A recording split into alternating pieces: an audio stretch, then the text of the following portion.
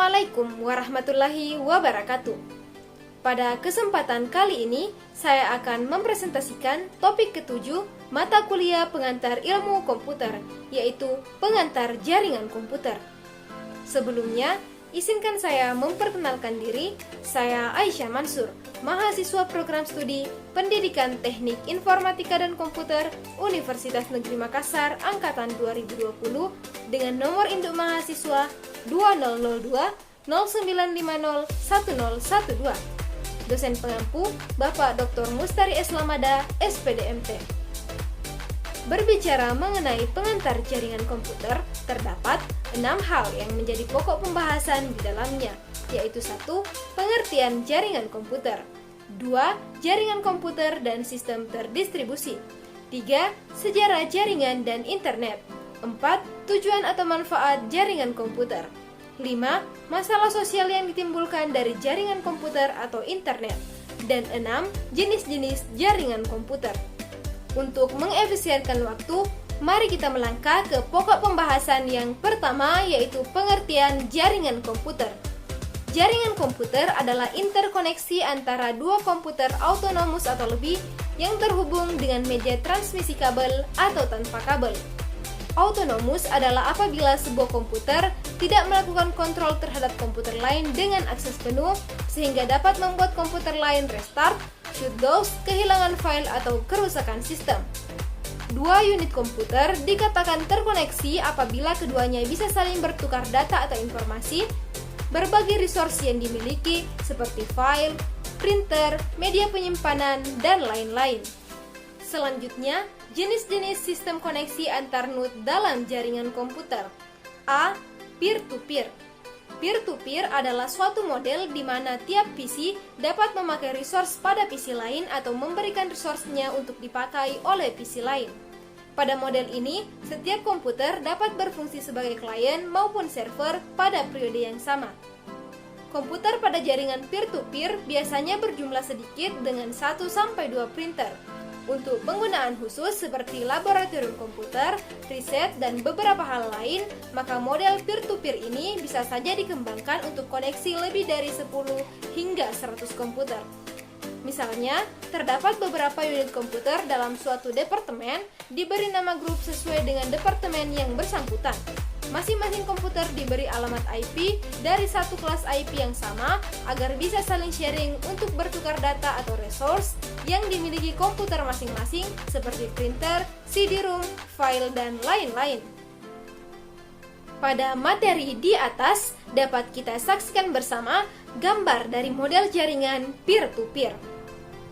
Kelebihan jaringan peer-to-peer yaitu A. Implementasinya murah dan mudah, B. Tidak memerlukan software administrasi jaringan yang khusus, C. Tidak memerlukan administrator jaringan. Adapun kekurangan jaringan peer-to-peer yaitu A. Jaringan tidak bisa terlalu besar, B. Tingkat keamanan rendah, C. Tidak ada yang memanajemen jaringan, D. Pengguna komputer jaringan harus terlatih mengamankan komputer masing-masing, E. Semakin banyak mesin yang di-sharing akan mempengaruhi kinerja komputer. B. Client server. Client server merupakan model jaringan yang menggunakan satu atau beberapa komputer sebagai server yang memberikan resource-nya kepada PC lain atau klien dalam jaringan. Server akan mengatur mekanisme akses resource yang boleh digunakan serta mekanisme komunikasi antar node dalam jaringan. Selain pada jaringan lokal, sistem client server juga bisa diterapkan dengan teknologi internet. Jenis layanan client server antara lain A. File server yang memberikan layanan fungsi pengelolaan file, B. Print server yang memberikan layanan fungsi pencetakan, C. Database server yang menjalankan proses-proses fungsional mengenai database dan memberikan pelayanan pada stasiun lain jika diminta, D. DIP atau Document Information Processing yang memberikan pelayanan fungsi penyimpanan, manajemen, dan pengambilan data. Pada materi di atas dapat kita saksikan bersama gambar model client server dengan sebuah server yang berfungsi umum dan gambar model client server dengan dedicated server. Adapun kelebihan jaringan client server yaitu A. Mendukung keamanan jaringan yang lebih baik, B. Kemudahan administrasi ketika jaringan bertambah besar. C. Manajemen jaringan terpusat. D. Semua data bisa disimpan dan di backup terpusat di satu lokasi. Sedangkan kekurangan jaringan client server yaitu A. Butuh administrator jaringan yang profesional. B. Butuh perangkat bagus untuk digunakan sebagai komputer server. C. Butuh software tool operasional untuk mempermudah manajemen jaringan. D. Anggaran untuk manajemen jaringan menjadi besar. E. Bila server down, semua data dan resource di server tidak bisa diakses. Pokok pembahasan yang kedua yaitu jaringan komputer dan sistem terdistribusi. Sebelum jaringan komputer populer, user komputer pernah mengenal sistem terdistribusi. Terdapat hal yang cukup membingungkan dalam pemakaian istilah jaringan komputer dan sistem terdistribusi atau distributed system. Persamaannya adalah keduanya merupakan sekumpulan komputer yang saling terkoneksi dengan media transmisi yang relatif tidak jauh berbeda, sama-sama harus memindahkan file. Sedangkan perbedaannya lebih terletak pada perangkat lunaknya, khususnya sistem operasi, bukan pada perangkat kerasnya. Karena perangkat lunaklah yang menentukan tingkat keterpaduan dan transparansi jaringan yang bersangkutan. Terdapat 10 perbedaan spesifik antara jaringan komputer dan sistem terdistribusi, yaitu 1. Pada jaringan komputer, komputer yang terhubung merupakan gabungan yang terdiri dari beberapa workstation atau juga gabungan komputer server dan klien. Sedangkan pada sistem terdistribusi, komputer yang terhubung terdiri dari host atau komputer utama dan terminal-terminal atau komputer yang terhubung dengan komputer host. 2. Pada jaringan komputer, beberapa komputer terhubung agar dapat sharing, namun tiap pekerjaan ditangani sendiri-sendiri oleh komputer yang meminta dan dimintai layanan. Server hanya melayani permintaan sesuai antrian yang sudah diatur sistem. Sedangkan pada sistem terdistribusi, beberapa host komputer terhubung agar dapat mengerjakan sebuah atau beberapa pekerjaan besar bersama. Host melayani beberapa terminal dan melakukan proses berdasarkan input dari terminal-terminal. 3. Pada jaringan komputer, kualitas komunikasi data dipengaruhi oleh media transisi yang digunakan. Lamanya suatu proses dipengaruhi oleh spesifikasi hardware masing-masing station yang meminta layanan. User dapat mengetahui proses yang sedang berlangsung. Sedangkan pada sistem terdistribusi, kualitas komunikasi data dipengaruhi oleh sistem. Lamanya suatu proses tergantung sistem operasi yang akan memilih prosesor komputer mana yang akan digunakan. User tidak dapat mengetahui proses yang sedang berlangsung di host. 4. Pada jaringan komputer, metode komunikasi antar komputer dengan model peer-to-peer atau client server. Sedangkan pada sistem terdistribusi, metode komunikasi antar komputer tersentralisasi atau terpusat pada komputer utama atau host. 5. Pada jaringan komputer, masing-masing node atau workstation pada metode peer-to-peer tidak membutuhkan komputer server khusus untuk menangani seluruh pekerjaan. Antar node bisa saling bertukar file atau resource yang dimiliki sesuai keinginan atau permission yang diatur pemilik komputer. Sedangkan pada sistem terdistribusi, masing-masing terminal membutuhkan host atau komputer utama untuk dapat aktif melakukan pekerjaan dan berkomunikasi dengan terminal lain. Antar terminal tidak dapat saling sharing file atau resource tanpa campur tangan host atau supervisor host. 6. Pada jaringan komputer, masing-masing user di setiap workstation atau klien sadar betul akan proses yang sedang terjadi apabila ia meminta layanan atau mengirimkan data ke server. User secara eksplisit atau nyata harus login pada server kalau ingin memanfaatkan resource yang dimiliki oleh server. Secara eksplisit menyampaikan tugasnya dari jauh, secara eksplisit memindahkan file-file, namun secara umum menangani sendiri seluruh manajemen jaringan. Sedangkan pada sistem terdistribusi, masing-masing user di setiap terminal tidak dapat menyadari proses yang berlangsung pada sistem. User tidak perlu melakukan pekerjaan secara eksplisit karena semua proses dan manajemen dilakukan atau ditangani secara otomatis oleh sistem tanpa diketahui user. Meskipun secara umum seorang user pada setiap terminal juga harus login untuk bisa memanfaatkan resource host. 7. Pada jaringan komputer, tiap user memiliki identitas atau password yang unik untuk dapat login serta menggunakan resource yang terdapat di server. Umumnya, user bisa menggunakan ID yang sama untuk login ke server. Namun, Polisi seorang admin dapat mengubah aturan ini agar sebuah ID dapat digunakan bersama-sama secara terbatas. Sedangkan pada sistem terdistribusi, tiap user juga memiliki ID dan password untuk dapat login ke host dan menggunakan resource yang disediakan. Umumnya, beberapa terminal dapat menggunakan ID yang sama untuk login ke host, namun admin atau supervisor sistem dapat mengubah dengan hanya mengizinkan satu ID untuk tiap terminal. 8. Pada jaringan komputer, keberadaan sejumlah komputer dalam jaringan tidak harus transparan di satu lokasi, sehingga secara fisik tidak dapat dilihat oleh user lain yang berada dalam jaringan. Sedangkan pada sistem terdistribusi, keberadaan sebuah atau sejumlah komputer atau terminal autonomous bersifat transparan atau jelas bagi user, biasanya berada dalam satu area lokasi. 9. Pada jaringan komputer, spesifikasi hardware server tidak harus lebih baik dari hardware client. Sedangkan pada sistem terdistribusi, spesifikasi hardware host atau komputer utama harus lebih baik dari terminal. 10. Pada jaringan komputer merupakan sistem yang menggabungkan kinerja perangkat dan aplikasi dari physical layer sampai dengan application layer. Sedangkan pada sistem terdistribusi merupakan suatu sistem perangkat lunak yang dibuat dan bekerja pada lapisan atas sebuah sistem jaringan. Pokok pembahasan yang ketiga yaitu sejarah jaringan dan internet. Sejarah jaringan yaitu 1. Pada tahun 1950-an ketika jenis komputer mulai membesar sampai terciptanya superkomputer, maka sebuah komputer mesti melayani beberapa terminal. 2. Ditemukan konsep distribusi proses berdasarkan waktu yang dikenal dengan nama TSS atau Time Sharing Systems, dan untuk pertama kali terbentuklah jaringan atau network pada lapis aplikasi. 3. Pada tahun 1957, Department of Defense USA membentuk Advanced Research Project Agency atau ARPA. 4. Pada tahun 1967, desain awal dari ARPANET diterbitkan.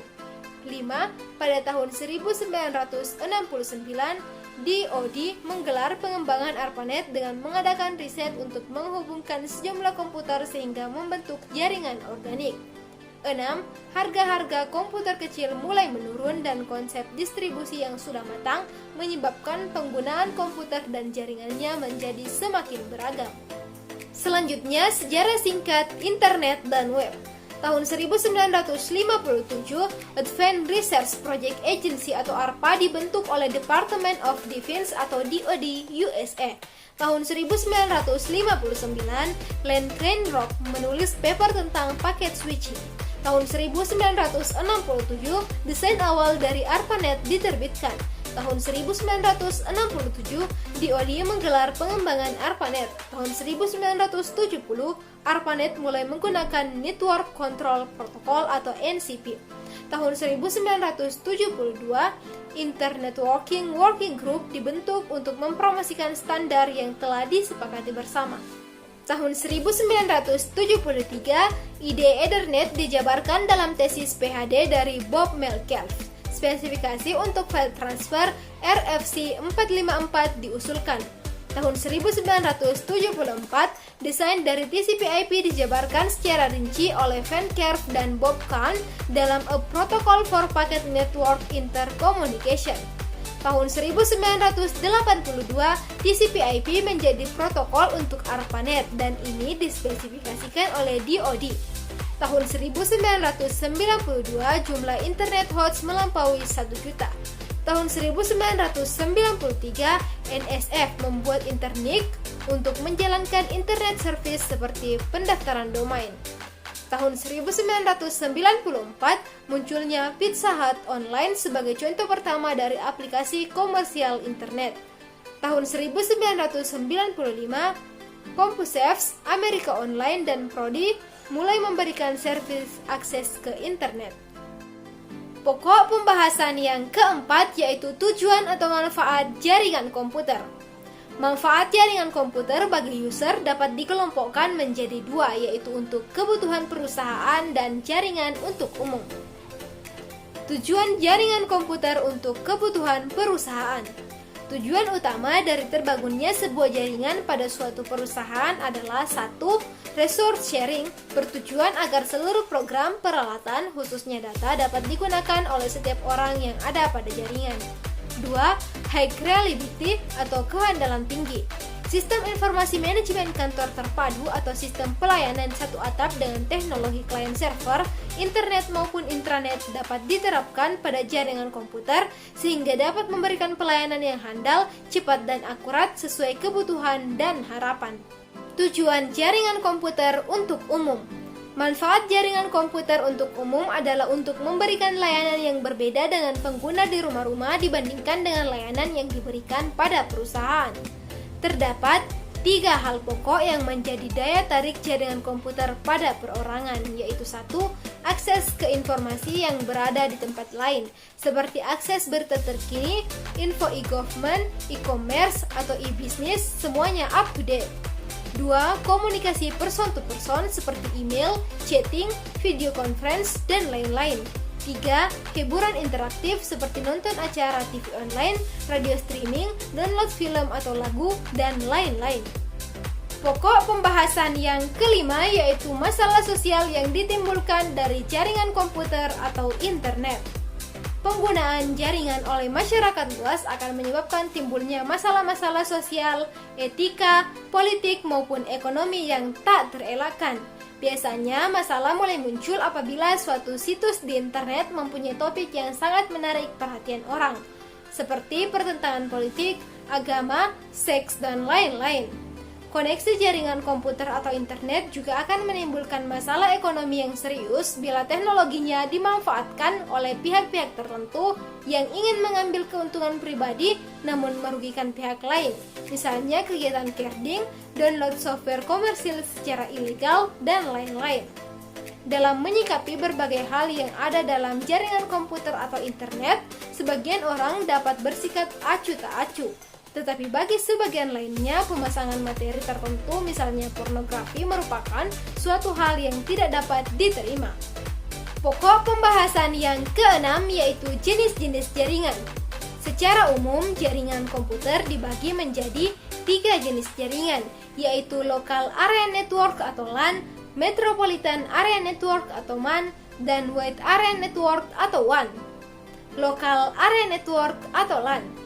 Gambar dari Local Area Network atau LAN dapat kita saksikan bersama pada materi di atas. Sebuah LAN adalah jaringan yang dibatasi oleh area yang relatif kecil. Umumnya dibatasi oleh area lingkungan seperti sebuah kantor pada sebuah gedung atau tiap-tiap ruangan pada sebuah sekolah. Biasanya jarak antar node tidak lebih dari 200 meter. Metropolitan Area Network atau MAN. Gambar dari Metropolitan Area Network atau MAN dapat kita saksikan bersama pada materi di atas. Sebuah MAN biasanya meliputi area yang lebih besar dari LAN, misalnya antar gedung dalam suatu daerah atau wilayah seperti provinsi atau negara bagian. Dalam hal ini, jaringan menghubungkan beberapa buah jaringan kecil ke dalam lingkungan area yang lebih besar. Sebagai contoh yaitu jaringan beberapa kantor cabang sebuah bank di dalam sebuah kota besar yang dihubungkan antara satu dengan lainnya. Wide Area Network atau WAN. Gambar dari Wide Area Network atau WAN dapat kita saksikan bersama pada materi di atas. WAN adalah jaringan yang biasanya sudah menggunakan media wireless, sarana satelit atau kabel serat optik karena jangkauannya yang lebih luas, bukan hanya meliputi satu kota atau antar kota dalam suatu wilayah, tetapi mulai menjangkau area atau wilayah otoritas negara lain. Salah satu contoh WAN adalah jaringan ATM Mastercard. Biasanya WAN lebih rumit dan sangat kompleks jika dibandingkan dengan LAN maupun MAN. Selanjutnya, tabel interkoneksi berdasarkan jarak antar node. Berikut adalah tabelnya. Nilai-nilai yang terdapat pada tabel di atas bukan merupakan nilai mutlak bagi jarak yang menghubungkan antar komputer. karena jarak tersebut bisa saja lebih pendek tergantung kondisi area suatu wilayah. Demikian yang dapat saya sampaikan mengenai materi pengantar jaringan komputer. Terima kasih telah menonton video ini. Mohon maaf atas segala kekurangan. Akhir kata, wassalamualaikum warahmatullahi wabarakatuh.